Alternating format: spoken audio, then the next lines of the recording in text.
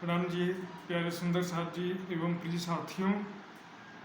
श्री प्राणनाथ जी की दिव्य वाणी परम धाम का अमृत रस सागर हमारे हृदय में उड़ेल देती है।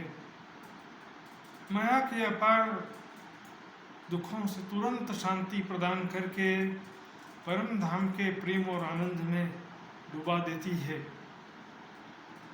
इस दिव्य वाणी में परम धाम की शोभा का वहाँ पर विद्यमान स्वरूपों श्री राज श्यामा जी एवं ब्रह्म प्रियाओं का स्वरूप एवं लीलाओं का विस्तृत वर्णन किया हुआ है, जिसे पढ़ने मात्र से भी हृदय में आनंद और शांति हिलोरे लेने लगता है कि माया का जहर हृदय से उतार देता है। यही रस तारतम का चढ़िया जहर उतारे, निर्विखी काया करे, जागे जीव करारे। निर्विष कर देता है। जो जहर चढ़ा हुआ हमारे हृदय में काम, क्रोध, लोभ, मोह, ईर्ष्या, द्वेष, चारों तरफ हमारा ध्यान लगा हुआ है, दिल लगा हुआ है। तो यहाँ पर जितना संसार में दिल लगा होता है, जितनी संसार की इच्छाएं, कामनाएं, आशाएं, तृष्णाएं होती हैं, उतना ज़्यादा मनुष्य पल पल दुखों की अग्नि से संतप्त रहता है, क्योंकि जितनी आशा उतनी निराशा। सीधा सिद्धांत। संसार में एक नियम है, भोग में रोग, मोह में शोक और मिलन में वियोग। राजा भरत का मैं इस संदर्भ में कहानी सुनाना चाहूँगा। राजा भरत जब वानप्रस्थ आश्रम लेकर के जंगल चले गए, पुराने ज़माने में बड़े बड़े राजा महाराजा भी अपने पुत्र का राज्याभिषेक करके जंगल में ध्यान साधना के लिए चले जाते थे। आज के जैसा नहीं कि घर में ही बैठे बैठे पूरा बुढ़ापा बीते जा रहा है। गृहस्थ आश्रम के बाद वानप्रस्थ आश्रम और फिर संन्यास आश्रम के नियम के अनुसार निरंतर आगे बढ़ते रहते थे, परमात्मा की प्राप्ति का परम लक्ष्य के दिशा में आगे बढ़ते रहते थे। तो राजा भरत जब वन में आकर कुटिया बना के रहने लगे, सारा राजपाट का मोह छोड़ दिया, सगे संबंधियों का भी मोह छोड़ दिया, लेकिन माया तो जंगल में भी है ना। देखिए कहाँ और क्या गलती हो जाती है हम सबसे। राजा भरत एक बार वहाँ पर एक हिरण का झुंड विचरण कर रहा था, तो अचानक से शेर ने हमला किया और सारे हिरण जान बचाकर भागने लगे। तो वहाँ पर एक हिरनी पेट से थी, उसने बच्चे को जन्म दिया और आगे जाके मर गई। तो राजा भरत वो हिरण के बच्चे को उठा करके ले आए, उसको दूध पिलाया, नहलाया धुलाया, उसको पालने पोसने लगे, उसके साथ एक बच्चे की तरह खेलने लगे, मेरा बच्चा जैसे। धीरे धीरे हिरण बड़ा हुआ और दूसरे हिरण के झुंड के साथ चला गया और राजा भरत उसकी याद में तड़पते रह गए। अरे मिलने में बहुत खुशी होती है, लेकिन बिछड़ना जब होता है, देखिए जीते जी भी बिछड़ जाते हैं, मरते समय तो बिछड़ते ही हैं। जीते जी कभी आपस में नफरत हो जाता है, कभी एक दूसरे को धोखा दे देते हैं, नहीं तो बेटे की शादी हो जाता है तो वो अपनी ज़िंदगी में मग्न हो जाता है, बेटी की शादी होती है तो वो अपने ससुराल चली जाती है। इस प्रकार संसार में बहुत सारी चीज़ें होती रहती हैं, मिलना बिछड़ना, सुख दुख। लेकिन हुआ क्या कि जो हिरण के बच्चे का ध्यान करते करते राजा भरत का शरीर छूट गया, अगले जन्म में हिरण बन गए। अंतमति स्वगति। ये छोटी सी गलती से ऐसा हो जाता है। संसार में कहीं पर भी जो हमारा हृदय में जो आशा है, तो हमारा दिल वहीं लगा रहेगा। हमारा किसी से मोह लगा हुआ तो हमारा दिल वहाँ लगा रहेगा। धन संपत्ति का मोह है तो वहाँ लगे रहेगा, सगे संबंधियों का मोह है तो वहाँ पर हमारा दिल लगे रहता है। लेकिन यही जो दुख का कारण बनता है। बाइबल में लिखा है, सारी पृथ्वी का राज्य प्राप्त कर लो, सारी पृथ्वी का धन संपत्ति प्राप्त कर लो और अगले ही पल मृत्यु हो जाए तो क्या लाभ हुआ बताओ। मरते समय ज्यादा दुख किसको होगा? जिसको ज्यादा सुख सुविधा, धन संपत्ति, सगे संबंधियों का प्यार और सम्मान आदि चीजें प्राप्त हैं, उनको शरीर छोड़ते समय ज्यादा दुख होगा। और जिसके पास कुछ है ही नहीं, खाली हाथ आए खाली हाथ चले, लेकिन बीच में भी न कोई धन संपत्ति इकट्ठा कर पाया, न कोई बंगला कर पाया, न सगे संबंधियों का प्यार मिल पाया, न सम्मान मिल पाया। ये संसार की वास्तविकता भी वही है। तो ये जहर जो है हमको ध्यान करने नहीं देता, संसार की तरफ हमारा ध्यान खींचते रहता है। ध्यान करने बैठेंगे, परमात्मा का ध्यान करने का कोशिश करते हैं, लेकिन फिर वही सारी चीज़ें याद आती हैं। जैसे राजा भरत को हिरण का बच्चा याद आ रहा था ध्यान करते समय, उसी तरह से हमें भी संसार की चीज़ें याद आने लगती हैं। तो ये वाणी जो है माया की नश्वरता की भी पहचान कराती है और परम धाम की अखंडता की पहचान कराती है। ये दो चीज़ें जब समझ गए तब सारा काम हो गया। सुख बतावत धाम को, दुख बतावत खेल, यूं जगावत जुगत सो तीसरे तकरार ले। परम धाम के सुखों का वर्णन कर रहे हैं, माया के दुखों का भी पहचान करा रहे हैं, क्योंकि जिससे हम दिल लगा के बैठे हैं वो एक दिन छूट जाने वाला है, सबको मालूम होना चाहिए। हम होटल में ठहरे तो हमको मालूम है ये होटल है, मेरा घर नहीं है। हम ट्रेन में, बस में बैठते हैं तो हमको मालूम होता है कि ये थोड़ी देर के लिए बैठे हैं, यहाँ पर जिंदगी भर नहीं रहना है। रास्ते में कुछ यात्री और मुसाफिर मिलते हैं, हमको मालूम है ये सही यात्री हैं और इनका स्टेशन आएगा तो ये हमको छोड़ के चले जाएंगे, और हमारा स्टेशन आएगा तो हम उनको छोड़ के चले जाएंगे। इसी से संसार में भी ये शरीर जो है सारे सहयात्री हैं और एक जीवन रूपी यात्रा में हम चल रहे हैं। लेकिन हमारा ये शरीर भी जो है एक समझो कि एक बर्थ है। सभी जो है अपने अपने बर्थ में बैठे हैं और जिस दिन ये ट्रेन मंजिल पे पहुंचेगी, धीरे धीरे अपने अपने मंजिल पर सब उतरते जाएंगे। तो हमारा मंजिल क्या होगा? मरते समय इंसान को डर क्यों लगता है? क्योंकि मरने के बाद की जिंदगी का पता नहीं होता। हालांकि आदमी किराए के मकान में रहता है और मकान मालिक बोले मकान खाली कर दो, तो फिर लेकिन मेरा कोई ठिकाना ही नहीं, मैं कहाँ जाऊँगा, सड़क में आ जाऊँगा मैं तो फिर। और मान लो जिसका अपना एक मकान बना लिया है, नया मकान, अच्छा बढ़िया मकान बना रखा है, और अभी तक किराए के मकान में रहता था, तो तुरंत छोड़ कर चला जाएगा कि हमारा मकान तैयार हो गया, अब एक दिन भी नहीं रहना किराए के मकान में, भले 15 दिन बाकी होगा तो भी क्यों रहेगा। तो इसी प्रकार ये जीवन है।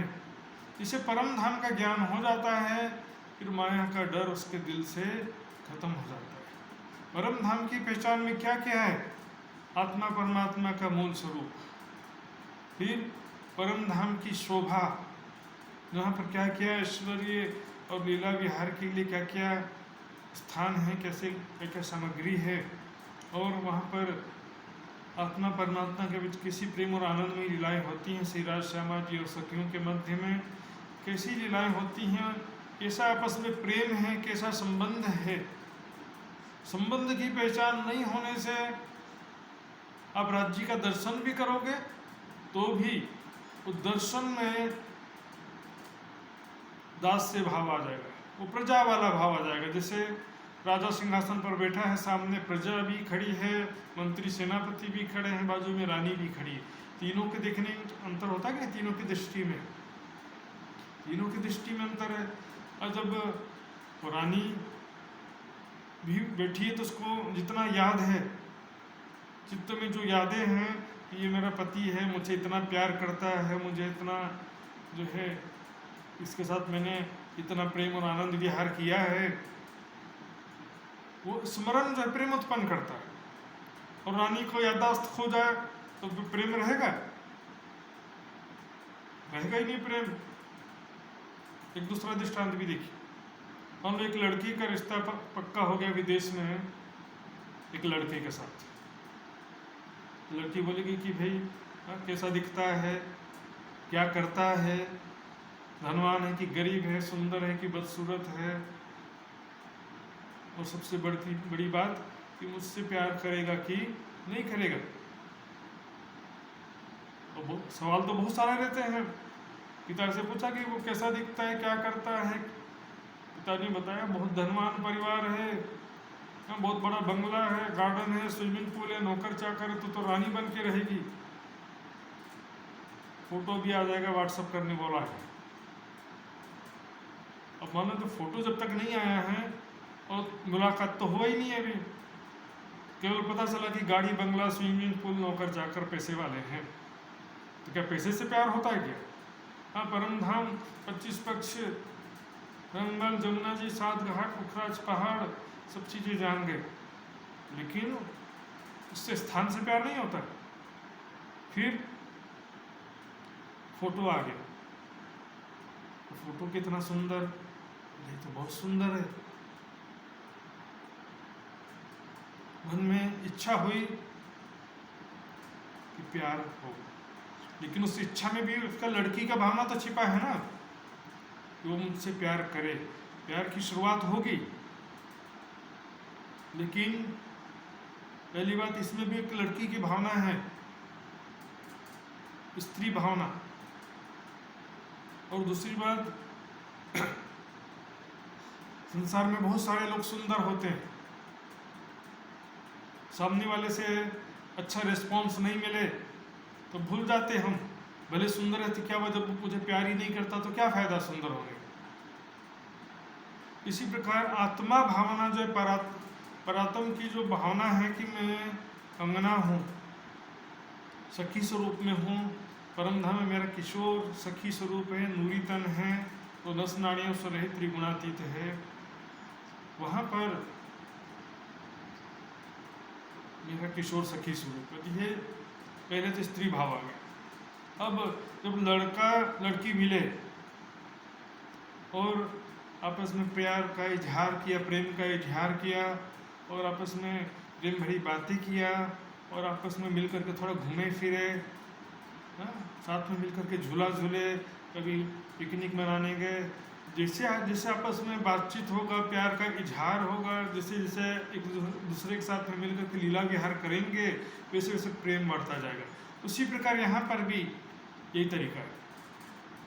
ध्यान चितवनी में वाणी के अनुसार जो लीलाओं का वर्णन किया, उसके हिसाब से स्वयं को, अपने आप को परात्म के स्वरूप में, किशोर सखी स्वरूप में देखते हुए राज्य के साथ लीला विहार करना।